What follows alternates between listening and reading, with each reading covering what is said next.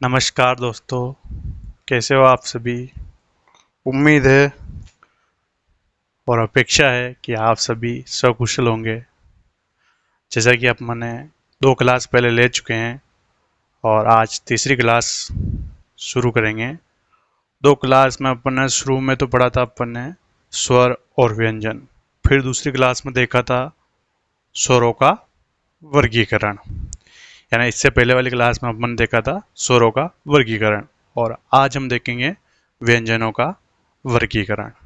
और आपको पहली वाली क्लास में बताया था कि हस्तलिखित नोट्स आपको टेलीग्राम चैनल पर मिल जाएंगे। चाहो तो आप क्लास के साथ साथ लिख सकते हो और अगर नहीं तो प्रिंट निकलवाना चाहते हो तो आपको टेलीग्राम चैनल पर मिल जाएंगे मेरे द्वारा हाथ से लिखे गए नोट्स। तो देखते हैं व्यंजनों का वर्गीकरण और आज आराम आराम से पढ़ेंगे अपन, है ना। देखो, व्यंजनों का वर्गीकरण।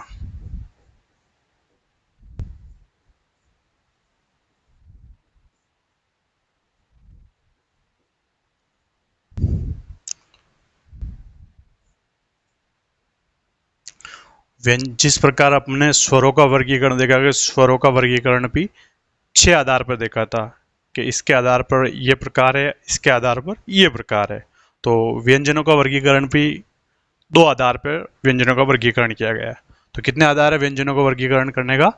2 आधार पर व्यंजनों का वर्गीकरण किया गया, 2 आधार पर। अब वो 2 आधार कौन कौन से हैं? तो प्रथम आधार देखते हैं स्वर तंत्रियों में कंपन के आधार पर। फर्स्ट नंबर है स्वर तंत्रियों में, एक सेकंड, स्वर तंत्रियों में कंपन, स्वर तंत्रियों में कंपन के आधार पर।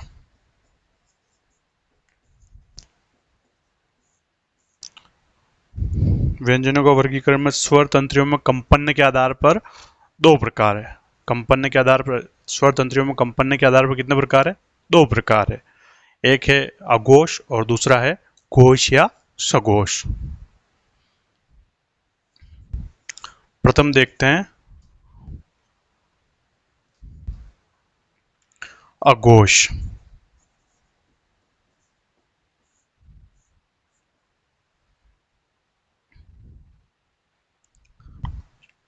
ऐसे स्वर, सॉरी, ऐसे व्यंजन, ऐसे व्यंजन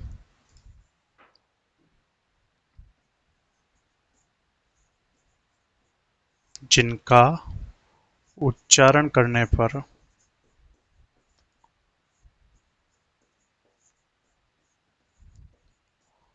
स्वर तंत्रियों में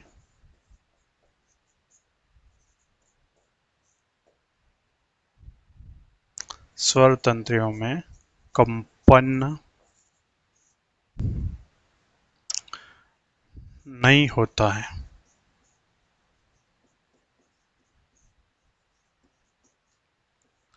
देखो, अघोष व्यंजन की क्या परिभाषा है?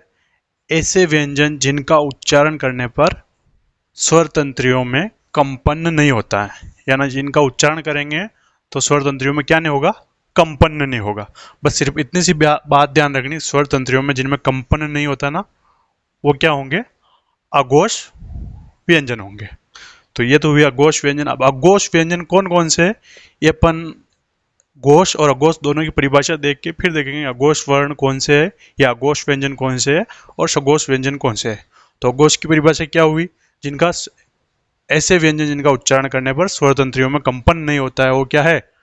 अघोष व्यंजन। कंपन नहीं होता है उन्हें अघोष व्यंजन कहते हैं। चाहो तो साथ साथ लिख सकते हो आप, है ना, और साथ साथ लिखोगे तो प्रैक्टिस रहेगी और दिमाग में याद भी हो जाएगा। उन्हें अघोष व्यंजन कहते हैं। ये हुए अघोष व्यंजन। अब कौन कौन से हैं वो तो अपन बाद में देखेंगे, लेकिन इससे पहले अपन देखेंगे घोष व्यंजन की परिभाषा क्या घोष व्यंजन किसे कहते हैं ना, घोष या सघोष, यानी इसको सघोष भी कहा जाता है ना, घोष या सघोष। अब इनमें क्या होंगे, ऐसे व्यंजन जिनका उच्चारण करने पर स्वर तंत्रियों में कंपन होता हो, यानी इनका उच्चारण करेंगे तो क्या होंगे, स्वर तंत्रियों में कंपन होगा। तो परिभाषा लिखते हैं, ऐसे व्यंजन, ऐसे व्यंजन जिनका उच्चारण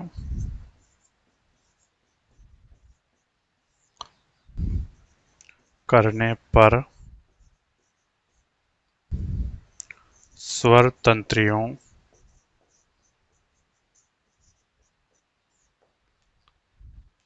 स्वर तंत्रियों में कंपन होता है, कंपन होता है। घोष या सघोष व्यंजन किसे कहेंगे, ऐसे व्यंजन जिनका उच्चारण करने पर स्वर तंत्रियों में कंपन होता है, यानी ऐसे व्यंजन होंगे जिनका उच्चारण करेंगे तो क्या होगा, कंपन होंगे। तो अब देखते हैं अघोष व्यंजन कौन कौन से हैं और घोष या सघोष व्यंजन कौन कौन से हैं। तो एक बार आप ये परिभाषा नोट कर लेना।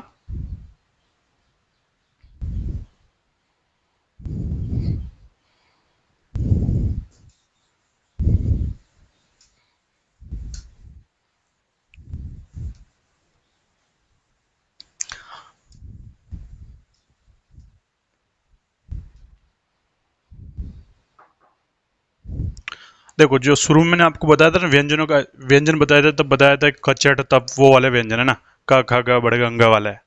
तो वो देखते हैं, क च ट त प, ख ग ग अंग्या, च छ च च या। ट के बाद क्या आएगा, ठ ड ढ ण। त के बाद आएगा थ द ध न। प फ ब ब म। अब एक बात समझनी है यहाँ पर, जो ये पूरी लाइन है ना, इसको क्या कहेंगे, क वर्ग कहेंगे। क्या वर्ग कहेंगे, बार बार मैं कहूंगा क वर्ग, सब किसी भी वर्ग के या सभी वर्ग के क वर्ग के, है ना। तो क वर्ग का ये लाइन क वर्ग कहलाएगी ऊपर वाली, और ये लाइन कहलाएगी च वर्ग।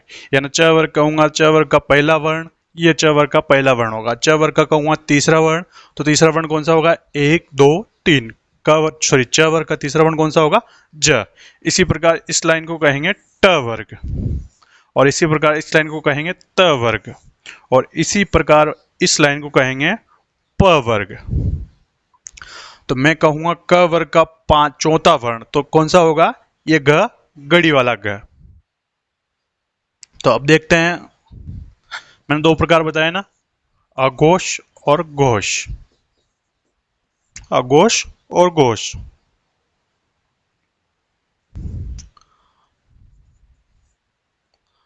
घोष को सघोष भी कहते हैं।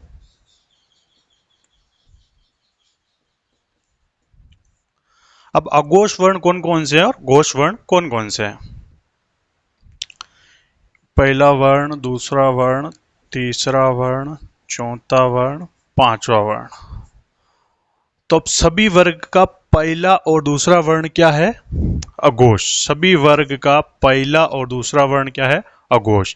यानी क और ख, च और छ, ट और ठ, त और थ, और प व फ, ये सभी वर्ण क्या है, सभी व्यंजन क्या है, अघोष व्यंजन है। तो देखो, सभी वर्ग का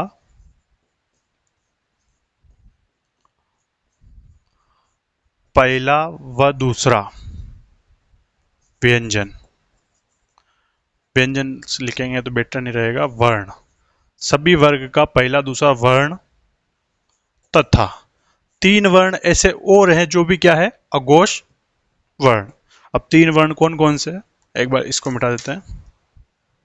सभी वर्ग का पहला दूसरा वर्ण तथा श, तालव्य श, मूर्धन्य श और दंती श, ये भी क्या है, अघोष वर्ण है। क्या है, अघोष वर्ण।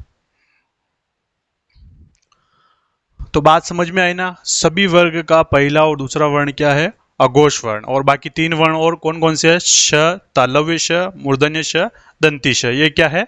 अघोष वर्ण। तो कितने हुए? 2, 4, 6, 8, 10, 10 प्लस 3, यानी अघोष वर्ण कितने हैं? कुल अघोष वर्ण कितने होंगे? 10 प्लस 3 कितना हुए? 13। यानी अघोष वर्ण कितने हैं? 13 अघोष वर्ण। तो याद रखना अघोष वर्ण की संख्या कितनी है? 13। और 13 कौन सा? सभी वर्ग का पहला और दूसरा और श श श, यानी 10 प्लस 3 बराबर 13। ये हुए अघोष वर्ण। अब घोष वर्ण कौन कौन से हैं? घोष को एक और कहा जाता है, नाम एक और है, घोष या सघोष वर्ण। अब घोष या सघोष वर्ण कौन से? जो बाकी बचे हैं वो क्या होंगे? घोष या सघोष वर्ण। तो बच्चे कौन से? सभी वर्ग का, यानी क वर्ग, च वर्ग, ट वर्ग, त वर्ग, प वर्ग, सभी वर्ग का तीसरा, चौथा, पांचवा वर्ण क्या है? घोष वर्ण है ना, घोष वर्ण या व्यंजन है। तो ये ग, ग अंग, च, छ, य, ड, ढ, ण, त, थ, सॉरी, द, ध, न, ब, भ, म, ये क्या होंगे? घोष व्यंजन होंगे। देखो सभी वर्ग का, एक सेकंड, सभी वर्ग का पहला, सॉरी, सभी वर्ग का तीसरा, चौथा, पांचवा वर्ण तथा और आएंगे य, र, ल, व और ह, ये क्या होंगे? घोष या सघोष वर्ण होंगे। तो सभी वर्ग का तीसरा, चौथा, पांचवा मतलब कितने हुए? 3, 3, 6, 3, 3, 9, 3, 4, 12 और 3, 15, 15 और ये 5, 15 और 5 कितने हुए? 20। तो देखो 15 तो ये हो गए, 5 ये हो गए, और बाकी स्वर कितने हैं? आपको मैंने पहले क्लास में बताया था कि स्वर कितने हैं? 11 स्वर है। तो 11 स्वर भी किसमें आते हैं? घोष या सघोष वर्ण है। तो 11 स्वर, यानी सभी स्वर क्या है? घोष या सघोष है। स्वरों को किस श्रेणी में रखा जाएगा? घोष या सघोष। अघोष की श्रेणी में नहीं रखा जाएगा। स्वर क्या है? घोष है। तो 15, 5, 11 स्वर बराबर कितने हुए? 15 और 5 20, 20 और 11 कितने हुए? 31, यानी 31 स्वर के, सॉरी, व्यंजन क्या है? अघोष वर्ण। अघोष वर्ण। तो बात समझ में आई? 13 वर्ण क्या है? सॉरी, मिस्टेक हो गया ना, अघोष नहीं, घोष है। Sorry sorry sorry. 31 वर्ण क्या है? घोष। और ये क्या है? 13 क्या है? अघोष।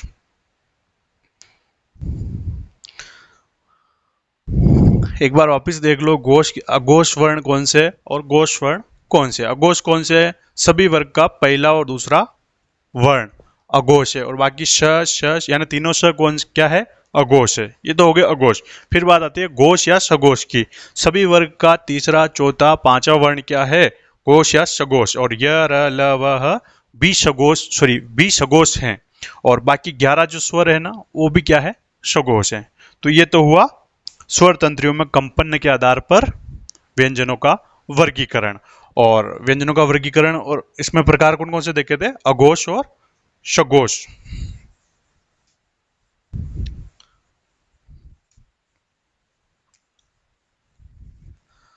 दो आधार की बात की थी अपने शुरू में कि व्यंजनों का वर्गीकरण कितने आधार पर किया जाता है? तो 2 आधार पर किया जाता है। तो पहला आधार तो देख लिया अपन ने,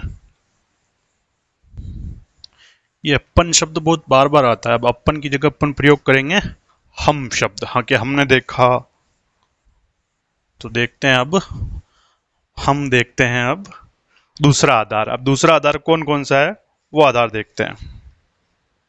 श्वास की मात्रा के आधार पर व्यंजनों का वर्गीकरण। तो दूसरा आधार देखते हैं।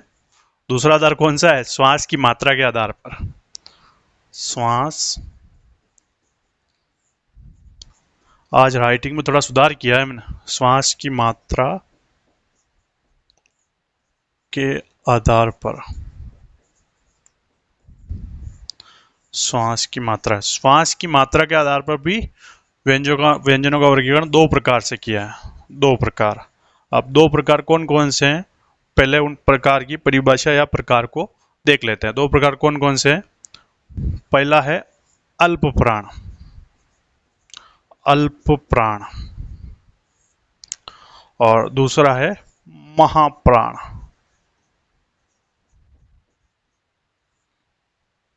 श्वास की मात्रा के आधार पर व्यंजनों के दो प्रकार है, अल्प प्राण और महाप्राण। अब इनकी परिभाषा देख लेते हैं अल्प प्राण की।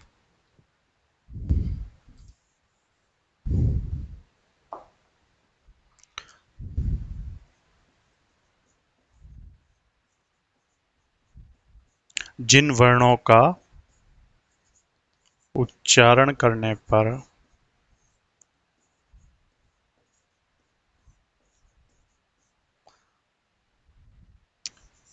प्रश्वास मुंह से कम बाहर निकलती है, कम बाहर निकलती है,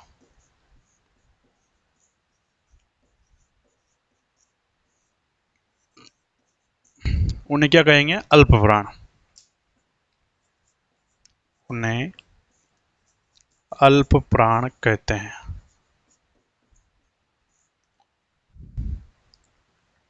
उन्हें अल्प प्राण वर्ण कहते हैं ना, अल्प वर्ण लिखना अभी भूल जाते हैं, वल अल्प प्राण वर्ण कहते हैं। जिन वर्णों का उच्चारण करने पर प्रश्वास मुंह से कम बाहर निकलती है उन्हें अल्प प्राण कहते हैं ना। नाम से स्पष्ट होगा, अल्प मतलब मुंह से या श्वास प्रश्वास कम बाहर निकलेगी, उच्चारण करेंगे तो वो क्या होंगे? अल्प प्राण होंगे। ये तो इनकी परिभाषा हुई, वही वाली बात। इनका अल्प प्राण कौन कौन से व्यंजन है या कौन कौन से वर्ण है वो बाद में देखेंगे, पहले देख लेते हैं महाप्राण। अब महाप्राण में क्या होगा? अल्प प्राण का उल्टा हो जाएगा। ऐसे वर्ण, ऐसे वर्ण जिनका उच्चारण करने पर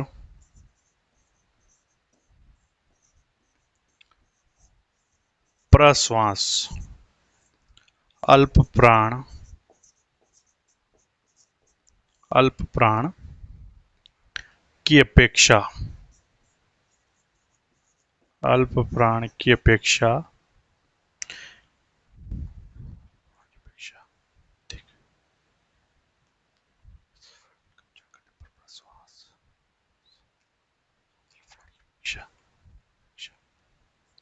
अपेक्षा अधिक बाहर निकलती है।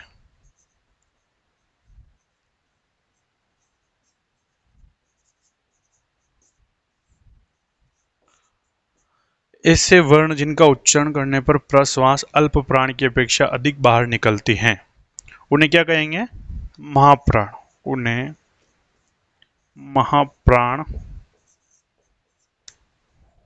वर्ण कहते हैं।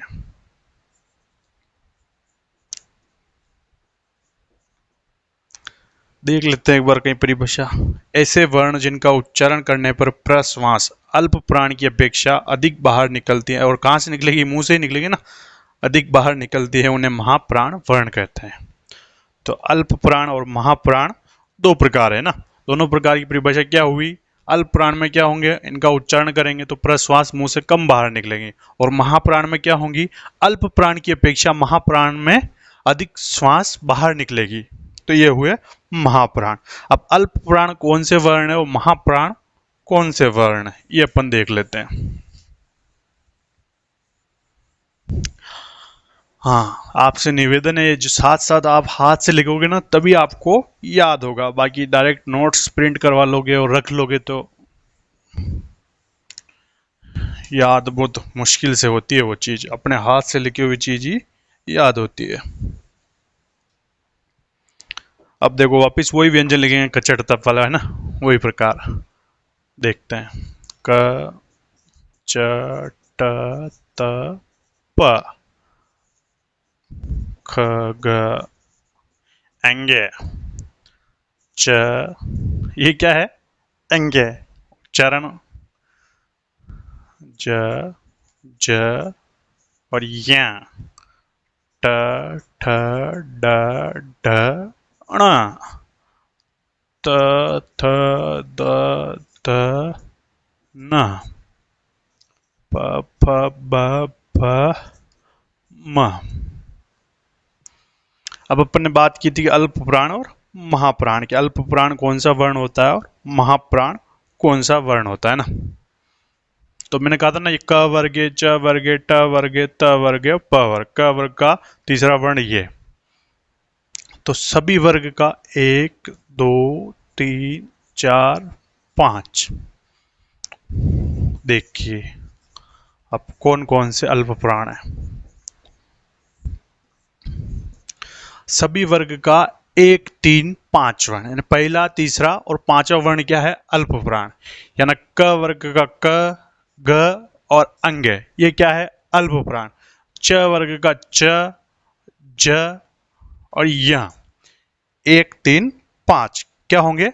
अल्प प्राण होंगे। और ट वर्ग का ट, ड और न, ये क्या है? अल्प प्राण। और त वर्ग का होगा त, कहीं गलत तो नहीं हो रहा? हाँ, 1 3 द और न। प वर्ग का प, ब और म, ये क्या होंगे? अल्प प्राण। यानी सभी वर्ग का पहला, तीसरा, पांचवा वर्ण क्या है? अल्प प्राण। और बाकी स्वर, सॉरी बाकी व्यंजन और है, य र ल व और ह, ये भी क्या है? सॉरी हाँ, य र ल व, ह नहीं आएगा इसमें। य र ल व भी क्या होंगे? अल्प प्राण होंगे। तो देखो, अल्प प्राण सभी वर्ग का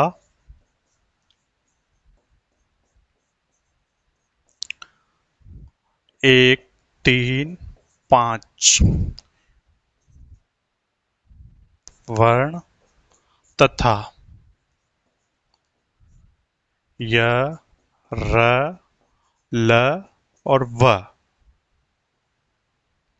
ये क्या होंगे? अल्प प्राण होंगे।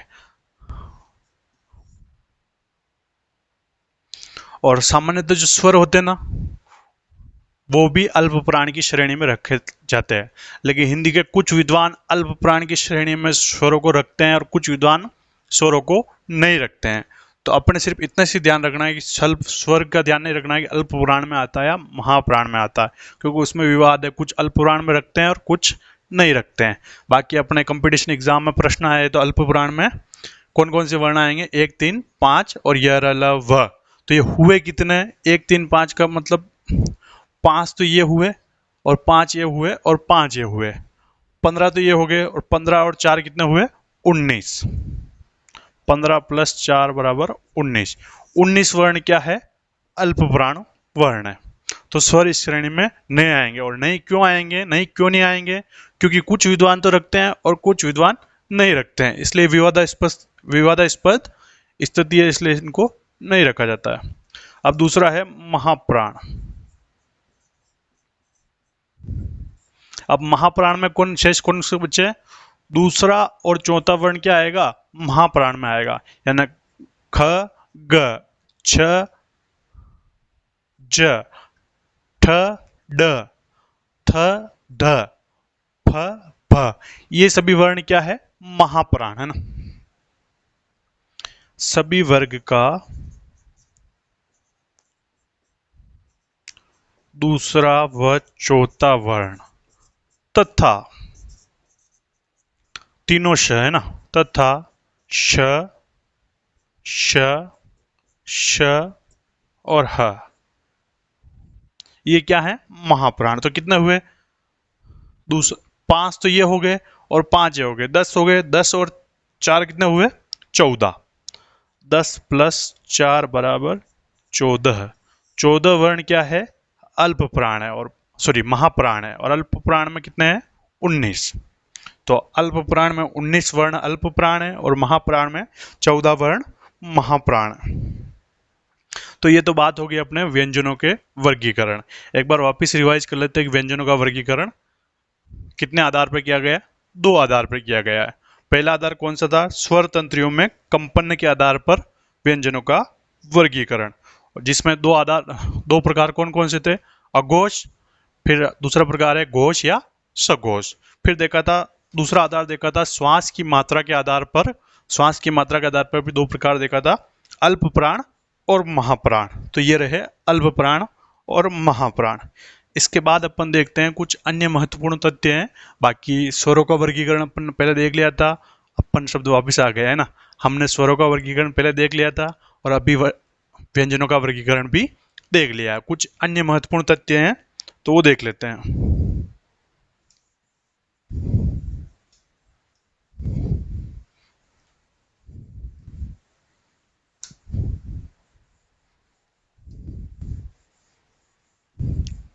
तो हेडिंग डालनी है अन्य महत्वपूर्ण तथ्य। कुछ वर्ण विचार में कुछ शब्द, कुछ विशेष तौर पर शब्द हैं वो बाकी रह गए, तो उनको अपन अन्य महत्वपूर्ण तथ्य डालकर लिख लेते हैं ना। अन्य महत्वपूर्ण तथ्य लिखिए आप, अन्य महत्वपूर्ण तथ्य। अब अन्य महत्वपूर्ण तथ्य में देखते हैं ना। तो पहला देखते हैं अंतस्थ वर्ण। अंतस्थ वर्ण। अब अंतस्थ वर्ण को नाम से पता चल रहा है अंतस्थ वर्ण का मतलब क्या होता है। अंतस्थ वर्ण का मतलब ऐसे वर्ण जिनका उच्चारण करने पर अपनी जो श्वास है ना अंदर जाएगी। अब कौन कौन से वर्ण है उनका उच्चारण करके अपन देखते हैं कि ये वर्ण है जिनका उच्चारण करने पर अपनी श्वास कहाँ जा रही है, अंदर जा रही है। अंतस्थ वर्ण। अंतस्थ वर्ण कौन कौन से है, कौन कौन से, य, र, ल, व। देखो आप खुद आईने के सामने उच्चारण करके देखना कि इनका उच्चारण करने पर श्वास अंदर जा रही या नहीं जा रही। य, र, ल, व। बाहर जा ही नहीं रही, अपन श्वास अंदर ही ले रहे हैं ना, तो ये क्या हुए, अंतस्थ वर्ण। अगला है ऊष्म या संघर्षी वर्ण। ऊष्म या संघर्षी वर्ण। ऊष्म या संघर्षी वर्ण में भी नाम से स्पष्ट हो रहा है कि ऊष्म या संघर्षी का क्या मतलब हो रहा है, जो रगड़ा के जा रहे हैं, जो ऊष्मा खर्च हो रही है उसमें, तो वो क्या हुआ, ऊष्म या संघर्षी। संघर्ष का मतलब क्या हुआ, वो संघर्ष करके जा रहे हैं। शब्द ही गलत लिख लिया अपने, संघर्षी। अब संघर्षी वर्ण कौन कौन से है, श, तीनों श, श, श और ह। ये चारों वर्ण क्या है, ऊष्म या संघर्षी वर्ण। अब इन श का मैंने उच्चारण पहले बताया था, ये क्या है, तालव्य श, ये क्या है, मूर्धन्य श, ये क्या है, दंती श। तो तालव्य का मतलब जीवा से जिसका उच्चारण हो रहा है वो तालव्य श, और मूर्धन्य श जिसका उच्चारण किस स्वर तंत्रिय से हो रहा है वो अपने को मालूम नहीं चलता है ना। और स दंती श है ना, दांत से जिनका उच्चारण हो रहा है ना, इस श का उच्चारण करेंगे तो दोनों दांत अपने पास आएंगे। हाँ, तो ये तो हो गया ऊष्म या संघर्षी वर्ण। अगला है स्पर्श संघर्षी वर्ण। स्पर्श संघर्षी वर्ण। अब स्पर्श संघर्षी वर्ण में भी नाम से अपने को स्पष्ट हो रहा है, क्या हो रहा है, साथ साथ ही इनका वर्ण का उच्चारण करेंगे तो क्या होंगे, स्पर्श होंगे, और संघर्ष करेंगे रगड़ा के उच्चारित होंगे। अब कौन कौन से वर्ण होंगे, तो च, छ, ज और झ। ये क्या है, स्पर्श संघर्षी वर्ण। देख लो एक बार उच्चारण करके, च क्या हो रहा है, स्पर्श हो रहा है ना, च जीवा स्पर्श हो रही है और जीवान भी ऐसे लुढ़क रही है ना, छ, ज और ज। अगला है स्पर्शी व्यंजन। स्पर्शी,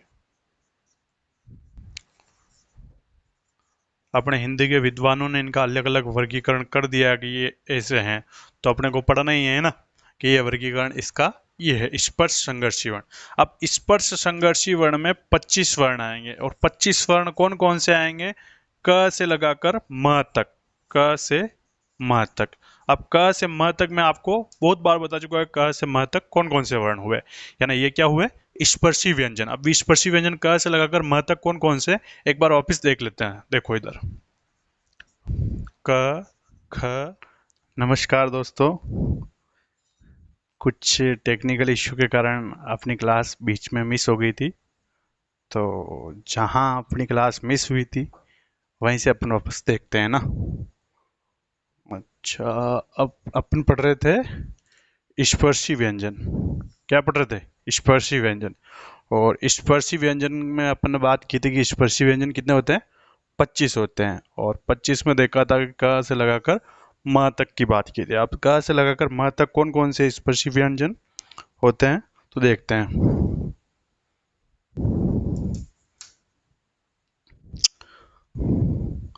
देखो वही कचट तब है ना, क च ट त प,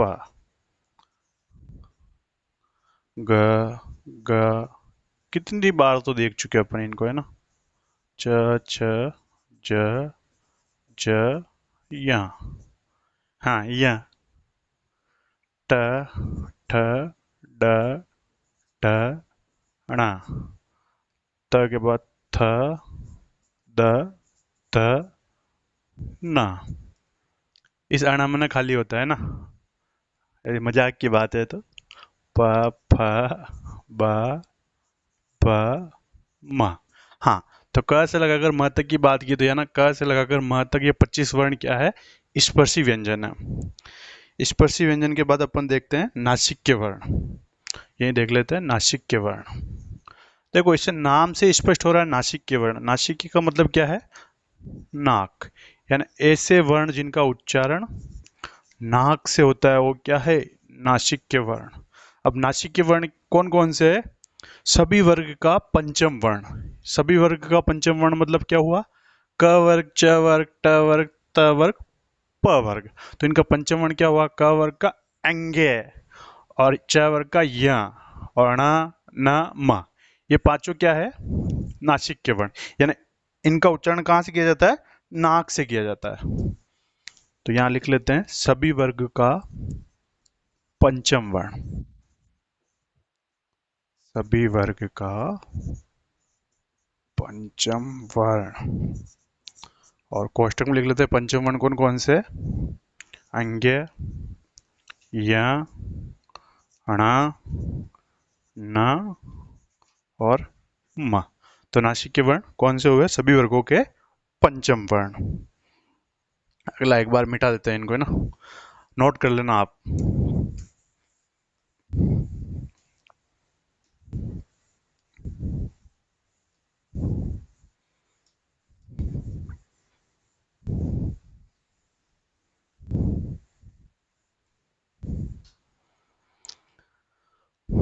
अगला देखते हैं लुंठित।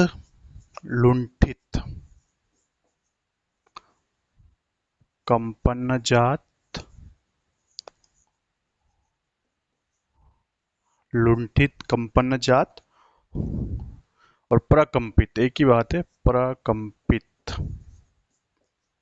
लुंठित, कंपन जात, प्रकंपित, इनके नाम से स्पष्ट हो रहा है ऐसा कोई वर्ण है जो लुंठित या लुढ़क के उच्चारण करते तो लुढ़कता हुआ भाव उसका प्रतीत होता है और कंपन भाव प्रतीत होता है। प्रकंपित, कंपन जात में तो एक ही बात हो रही। तो ऐसा कौन सा वर्ण हुआ? तो ये वो हुआ र। देखो र का उच्चारण करके आप देखोगे र, तो क्या हो रहा है? कंपन हो रही पूरी जीवा, और लुंठित या जीवा पूरी लुढ़क के उच्चारण कर रही है। अगला है पार्श्विक, यानी पार्श्विक वर्ण। और पार्श्विक वर्ण कौन सा है? पार्श्विक का तात्पर्य ये हुआ कि ल का उच्चारण करते तो जीवा दोनों तरफ से क्या होती है? हिलती है। तो दोनों साइड से जीवा जिसके उच्चारण से हिलती है वो कौन सा वर्ण है? पार्श्विक वर्ण है। अगला है अर्ध स्वर। अर्ध स्वर। अर्ध स्वर कौन कौन से? य और व। य और व को क्या है? अर्ध स्वर। अपने हिंदी के विद्वानों ने माना है कि अर्ध स्वर कौन कौन से है, तो य और व। बाकी इनका कोई विशेष तात्पर्य नहीं है, बस सिर्फ सीधा से याद रखना है अर्ध स्वर कौन कौन से है, तो य और व। अगला है अलीजीवा। अलीजीवा, और अलीजीवा कहा जाता है, ह को कहा जाता है अलीजीवा। इसका विशेष तौर से ध्यान रखना है अलीजीवा वर्ण कौन सा है, तो ह। अगला एक लास्ट और है दंतोष्ठ। दंतोष्ठ का संधि तो अपन बाद में पढ़ेंगे, लेकिन दंतोष्ठ का संधि विच्छेद करते दंत प्लस ओष्ठ, यानी ऐसा वर्ण जिसका उच्चारण दांत और ओष्ठ, ओष्ठ है ना होठ से उच्चारण होता हो, वो कौन सा वर्ण है? दंतोष्ठ। और दंतोष्ठ वर्ण कौन कौन से है? व और फ। देखो सीधे अपने मुंह से आईना सामने रखो और उच्चारण करके देख लो कि क्या हो रहा है। व का उच्चारण कर रहे तो क्या हो रहा है? दांत और होठ दोनों का मिलन हो रहा है ना, दोनों से व का उच्चारण हो रहा है। और फ फ का उच्चारण करे तो भी होठ पास आ रहे हैं और दांत भी पास आ रहे हैं। एक बार देखना, व और फ, ये हुए दंतोष्ठ। आगे देखते हैं।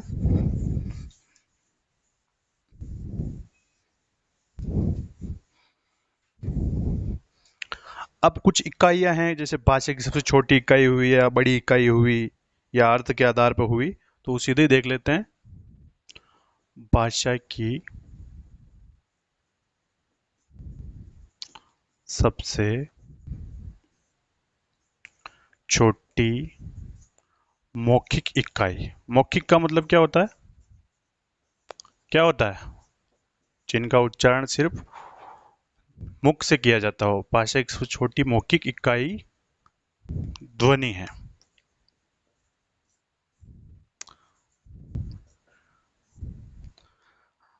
अगला है भाषा की सबसे छोटी, भाषा की सबसे छोटी लिखित इकाई। अब क्या बात हुई लिखित?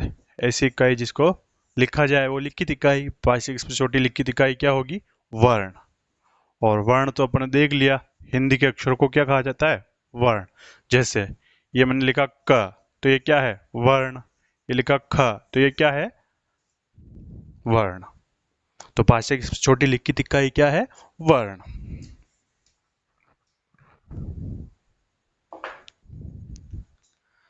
अगला देखते हैं। अर्थ के आधार पर, अर्थ के आधार पर,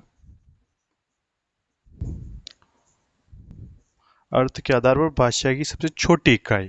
अर्थ के आधार पर भाषा की सबसे छोटी इकाई क्या होगा? शब्द। अर्थ के आधार पर भाषा की सबसे छोटी इकाई क्या है? शब्द। अगला देखते हैं। संरचना व अर्थ के आधार पर भाषा की सबसे बड़ी इकाई क्या है? वाक्य। संरचना और अर्थ के आधार, संरचना और अर्थ के आधार पर भाषा की सबसे बड़ी इकाई। देखो ये परीक्षा में सीधे ही पूछा जाता है डायरेक्ट, 1 नंबर का क्वेश्चन, 2 नंबर का क्वेश्चन आता है। भाषा की सबसे छोटी मौखिक इकाई कौन सी है? ध्वनि। या भाषा की सबसे छोटी लिखित इकाई कौन सी है? वर्ण।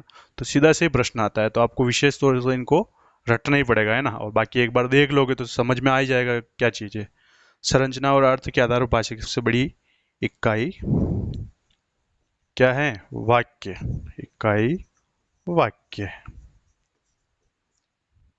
तो ये तो हुई संरचना और अर्थ के आधार पर। अगला देखते हैं। भावाभिव्यक्ति। भावाभिव्यक्ति। देखो भावाभिव्यक्ति का संधि विच्छेद करेंगे तो क्या होगा? भाव प्लस अभिव्यक्ति। यानी अपने मन में कोई विचार आ रहा है या भाव आ रहा है, यानी कोई भी थॉट, अपने मन में कोई भी थॉट आया तो क्या होगा? उसको अभिव्यक्त करेंगे तो वो क्या हो गया? भावाभिव्यक्ति की सबसे बड़ी इकाई देखते हैं। भावाभिव्यक्ति की सबसे बड़ी इकाई वाक्य है। क्या है? वाक्य है। वाक्य का मतलब ये पूरी लाइन हो रही है, क्या हो गया? वाक्य हो गया। अपने भाव प्रकट किए, यानी मेरे मन में थॉट था तो ये थॉट प्रकट किया, वो क्या हो गया? भाव अभिव्यक्ति की सबसे बड़ी इकाई वाक्य। तो ये हुए कुछ तथ्य जिनको आपको विशेष तौर से याद रखना है। अगला देखते हैं अनुस्वार और अनुनासिक क्या होता है।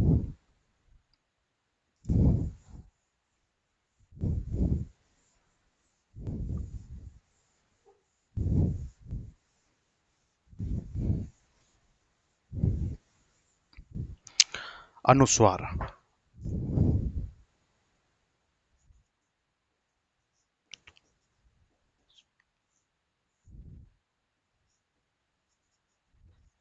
अनुस्वार का संबंध व्यंजन से होता है।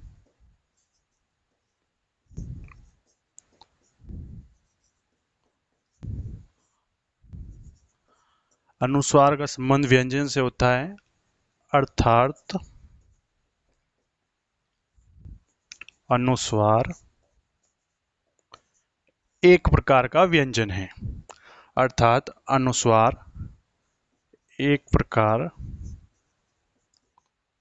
का व्यंजन है। अब अनुस्वार का संबंध व्यंजन से है और व्यंजन अनुस्वार एक प्रकार का व्यंजन है। तो देखते हैं कैसे है व्यंजन।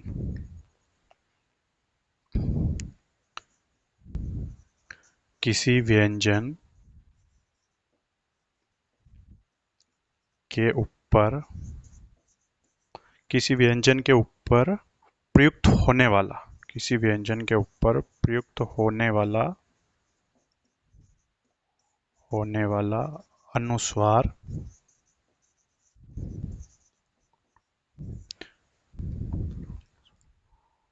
उसके अनुस्वार उसके आगे आने वाले, के आगे आने वाले वर्ण का पंचम वर्ण होता है। क्या होता है? पंचम वर्ण होता है। अब पंचम वर्ण होता है तो कैसे, ये देखते हैं कि पंचम वर्ण कैसे होता है। जैसे, कैसे तो जैसे, कुछ उदाहरण है। कंगन, अगला शब्द है चंट, अगला है कंपन। इनको ही देख लेते हैं।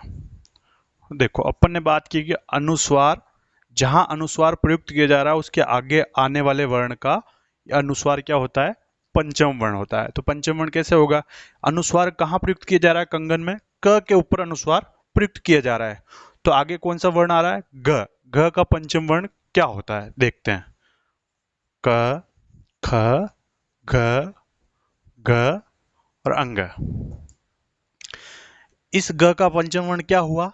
अंग। क्या हुआ? अंग। तो अब लिखते हैं, देखिए अंग कैसे लिखते हैं, ये। और कौन सा आएगा? ये आधा आएगा, स्वर रहित आएगा। कंगन को कैसे लिखेंगे? पूरे अनुस्वार, कंगन में अनुस्वार लगा हुआ, उस अनुस्वार को कैसे लिखेंगे? आगे आने वाले वर्ण का पंचम वर्ण यानी घ का पंचम वर्ण क्या होगा? अंग। और अंग कैसा होगा? अनुस्वार रहित यानी आधा। अब चंट, चंट में क्या है? च के ऊपर अनुस्वार लगा हुआ और आगे कौन सा वर्ण आ रहा है? ट। तो देखो ट को लिखते हैं, ट का पंचम वर्ण को क्या होगा? क च ट। ट ठ ड ढ ण। अब ट का पंचम वर्ण क्या होगा? अण। तो अण को कैसे लिखेंगे? ये रहा अण। तो आगे कौन सा वर्ण आ रहा है? ट। ट का पंचम वर्ण क्या है? अण। और वापिस इसमें, अरे इसमें तो अपने पूरा ही लिख लिया। देखो, कंपन। अब यहां कौन सा वर्ण आ रहा है? क के ऊपर अनुस्वार लगा हुआ और आगे वर्ण कौन सा आ रहा है? प आ रहा है। तो प का पंचम वर्ण क्या होगा? देखो, यहां लिख लेते हैं। प, फ, ब, प, म। यानी प का पंचम वर्ण क्या होगा? म। यानी प वर्ग रहा ना, प का पंचम वर्ण म होगा। अब देखो, म होगा तो ये रहा म। यानी आगे जहां अनुस्वार लगा हुआ हो और उसके आगे जो वर्ण आ रहा है उसका क्या होगा? वो पंचम वर्ण होगा। तो इसको अपन इस प्रकार से लिखेंगे। तो ये हुआ अपना अनुस्वार। अब देखते हैं अनुनासिक। बात समझ में तो आ रही ना? नहीं आ रही हो तो कमेंट में बताना।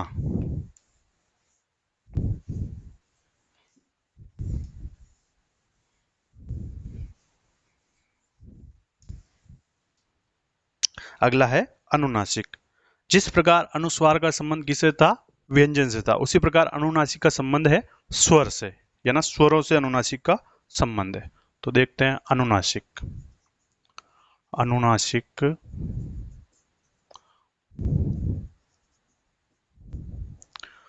का संबंध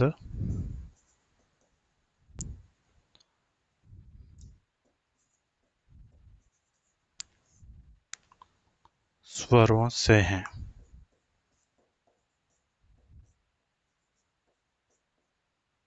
अब अनुनासिक का संबंध स्वरों से है तो कैसे होगा, जैसे देखो, जैसे एक शब्द लिखा मैंने आंख, तो आंख के ऊपर क्या लगेगा, अनुनासिक, और अनुनासिक का निशान क्या होगा, चंद्र बिंदु, और चंद्र बिंदु के बीच में वापिस एक बिंदी लगी हुई है, क्या है, अनुनासिक का चिन्ह। तो आंख को कैसे लिखेंगे, अनुस्वार के ऊपर लिखेंगे, तो क्या संबंध हुआ, अनुनासिक का संबंध स्वरों से हुआ है, यानी जहां स्वर लिखे जाएंगे स्वर में ही प्रयोग किया जाएगा अनुनासिक का। तो आंख को कैसे लिखेंगे, अनुनासिक लगाया जाएगा। और दिक्कत यहां आएगी कि अगर स्वरों में मात्राएं लगाई जाएगी तो फिर अनुनासिक का प्रयोग कैसे किया जाता, जैसे ई की मात्रा होती है ऊपर लगाई जाती है, बड़ी ई की होती है, ए की होती है, ऐ की होती है, ओ की होती है, औ की होती है। अब यहाँ तो अपन अनुनासिक नहीं लगा सकते ना पूरी तरह से, तो वो बात देखते हैं कि यहाँ अनुनासिक का प्रयोग कैसे किया जाएगा। देखो एक लाइन लिखते हैं, स्वरों की मात्राएं लगने पर, कौन कौन से स्वर जिनकी मात्राएं लगती है ऊपर, ई, ई, ए, आई, ओ और औ। स्वरों की मात्राएं लगने पर अनुनासिक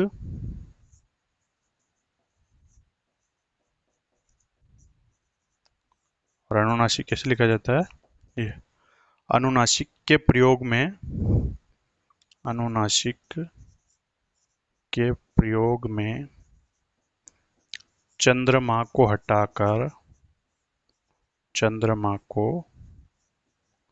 हटाकर केवल बिंदी का प्रयोग किया जाएगा, केवल, वो माते वाली बिंदी नहीं, बस बिंदी कौन सी, ये वाली बिंदी, केवल बिंदी का प्रयोग किया जाता है, जाता है या जाएगा एक ही बात है। अब कैसे, जैसे उदाहरण से देखते हैं, जैसे जैसे अपन ने यहां अब लिखा, शब्द लिखा है एक ईंट। अब ईंट में क्या है, ई की मात्रा स्वर के ऊपर लगी हुई, तो अब यहां अनुनासिक का प्रयोग कैसे करेंगे, यहां चंद्र बिंदु नहीं लगाकर केवल क्या लगाएंगे, बिंदी लगाएंगे। अब ये बिंदी को अनुस्वार नहीं समझ, अनुस्वार नहीं है, अनुस्वार का संबंध तो व्यंजन से होता है, तो अनुस्वार नहीं है, अनुनासिक है, केवल उच्चारण में थोड़ा सा अलग भाव आएगा, ईंट, तो ये हो गया अनुनासिक। और शब्द देखो, क्योंकि, अब यहाँ पर भी क्या है, ओ की मात्रा है, ओ स्वर की मात्रा है, तो यहां पर भी चंद्र बिंदु नहीं लगा क्या लगाया जाएगा, केवल बिंदी लगाई जाएगी, क्योंकि। अगला शब्द है कैंची। अब कैंची में भी क्या है, आई की मात्रा है, तो यहां पर भी क्या लगाया जाएगा, अनुस्वार नहीं लगाकर क्या लगाया जाएगा, सॉरी, चंद्र बिंदु न लगाकर क्या लगाया जाएगा, केवल बिंदी लगाई जाएगी। इस केवल बिंदी को अनुस्वार नहीं समझना है, ये अनुनासिक ही है, लेकिन स्वरों की मात्राएं लगने पर चंद्रमा का प्रयोग ना करके केवल बिंदी का प्रयोग किया जाता है। तो ये हुए अपने अनुनासिक। तो विशेष तौर से आपको अनुस्वार और अनुनासिक का संबंध या प्रयोग कहाँ किया जाता है उनको ध्यान रखना, क्योंकि हिंदी में बिंदी से बहुत फर्क पड़ता है। और एक लास्ट बात और रही है अपनी, तो इसको मिटा ही देते हैं, फिर देखते हैं और बात, फिर आज की क्लास को यहीं पे अपन समाप्त करते हैं। देखो सबसे इंपॉर्टेंट बात, जो अपन में बोर्ड पे शब्द लिख रहा हूं ना, तो हर भाषा की लिपि होती है, तो हिंदी की कौन सी लिपि है, तो हिंदी की लिपि देवनागरी है। 2 नंबर का प्रश्न सीधा सीधा आता है, हिंदी की कौन सी लिपि है, तो हिंदी की लिपि क्या है, देवनागरी है। अब लिपि का मतलब क्या हुआ, जैसे मेरे मन में कोई थॉट आया, या जैसे मैं वर्ण, अब वर्ण की बात कही गई, लिखित रूप में जो लिखे जाते हैं वो क्या है, वर्ण। अब लिखित रूप में आकार कैसे दे रहा हूं मैं, इसको क किया, इसको ख किया, ऐसा आकार दिया, तो ये रूप क्या है, देवनागरी रूप है। तो हिंदी की लिपि क्या हुई, देवनागरी। तो विशेष तौर से आपको ध्यान रखना है, हिंदी लिपि क्या है, देवनागरी लिपि। तो अपन ने आज क्या क्या पढ़ा? अपन ने व्यंजनों का वर्गीकरण पढ़ा, और व्यंजनों का वर्गीकरण कितने आधार पर पढ़ा? दो आधार पर पढ़ा। पहला किस आधार पर पढ़ा था? नहीं, पहला किस आधार पर पढ़ा था? पहला आधार पढ़ा था स्वर तंत्रियों में कंपन के आधार पर। स्वर तंत्रियों में कंपन के आधार पर पढ़ा था। और स्वर तंत्रियों में कंपन के आधार पर कितने प्रकार के थे? दो प्रकार के थे। पहला प्रकार कौन सा था? अघोष। दूसरा प्रकार का कौन सा था? घोष या सघोष। फिर देखा था दूसरे आधार पर श्वास की मात्रा के आधार पर। श्वास की मात्रा के आधार पर भी दो प्रकार देखे थे, अल्प प्राण और महाप्राण। विशेष तौर से आपको ध्यान रखना है दोनों प्रकार। फिर देखे थे अन्य महत्वपूर्ण तथ्य, और अन्य महत्वपूर्ण तथ्यों में यहाँ तक अपन ने बात देखी। और अन्य महत्वपूर्ण तथ्यों को विशेष तौर से आपको ध्यान लगा कर देखना, क्योंकि ये समझाने की बात नहीं, सीधे सीधे से फैक्ट आते हैं और ये फैक्ट अपने को पता होना चाहिए। तो ठीक है, आज अपनी क्लास काफ़ी अच्छी रही है, और बीच में कुछ टेक्निकल दिक्कत के कारण अपनी क्लास मिस हुई थी, लेकिन कोई ना, हो जाता है। ठीक है, इसके आगे अपन पढ़ेंगे कल वर्ण विचार। अपने टॉपिक पूरा हो चुका है। कल अपन देखेंगे संधि, है ना। और अब आएगा अपना संधि में खूब मजा आएगा। बाकी ये वर्ण विचार तो डायरेक्ट समझने की बात नहीं है, डायरेक्ट याद रखना ही पड़ेगा। और संधि में क्या, थोड़ा नियम नियम देखेंगे, थोड़ा पढ़ने में मजा आएगा और इंटरेस्ट ज़्यादा आएगा कुछ। तो ठीक है, इसके आगे अपन देखते हैं कल। जय हिंद, जय भारत।